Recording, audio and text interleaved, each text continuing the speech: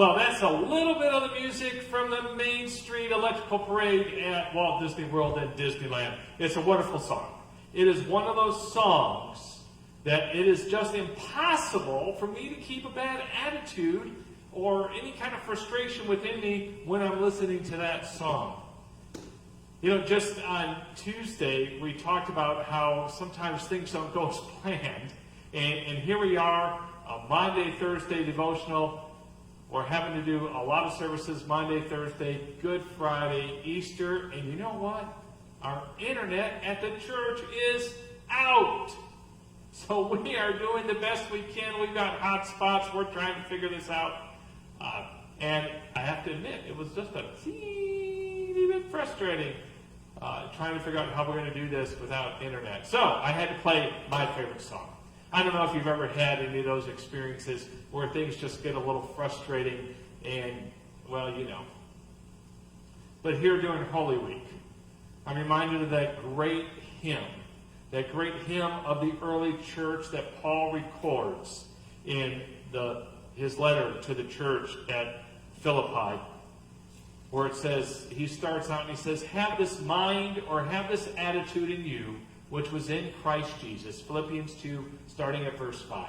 And then the hymn, this beautiful hymn starts. It says, though he was in the form of God, he did not consider being equal with God something to exploit. But he emptied himself by taking the form of a slave.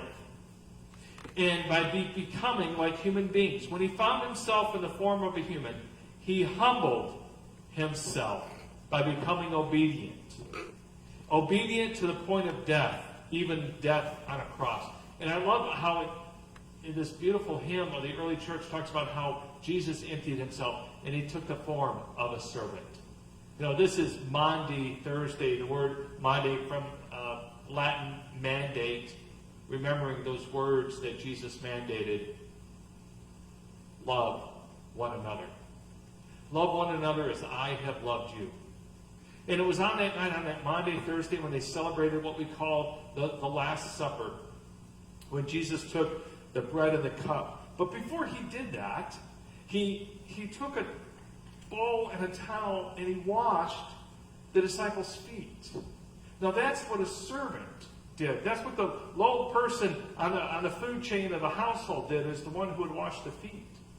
Jesus was doing more than just becoming a good host. You know, to be a good host, he could have done 1,000 other things. You know, take their clothes, hang them up in the closet, tell them to sit down, take a seat in his recliner. You know, the baseball game's about to come on.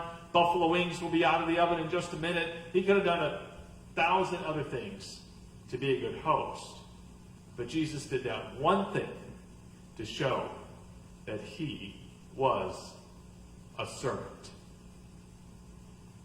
There's so many times, I think, when I read the gospel stories that when people are encountering Jesus, confronting Jesus, and trying to debate with Jesus, you know, I think there's so many times that Jesus could have said, because I'm Lord and you're not.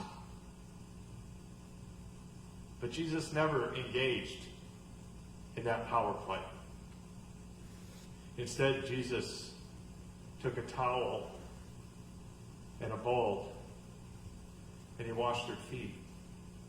And he said, as I do this for you, do this for one another. As I have loved you, love one another. And this aspect of Jesus emptying himself of all but love and taking the form of a servant became a beautiful hymn that the church in the first century sang. Who, though he was in the form of God, did not regard equality as something to be exploited. But he took the form of a servant. Even though he was born in the likeness of men, he became obedient. And he became obedient even to death on a cross. And that's what we're remembering on Maundy Thursday. Because sometimes for us to have that attitude that was in Christ Jesus, you know, what is on the inside is what spills over to the outside. I remember reading a story of a college professor. She took a jar, she half filled it with water, and set the lid on very loose and began to shake the jar. The lid went flying, water is splashing out all over. She set the jar down and she said, okay, what did you just learn from this? They said, well, it's the law of physics and gravity. She said, well, not quite, keep going. And another one said, well, it's, you got to keep the lid on tight. If you want to keep things, you got to keep the lid on tight. And she just said, no, simply water came out of the jar because water was in the jar. Have this attitude in yourself that was in Christ Jesus, who, although he existed in the form of God, he didn't regard equality with God as something to be exploited. But he emptied himself, and he became a servant. And he became obedient even to death on a cross. May God continue to bless you and keep you.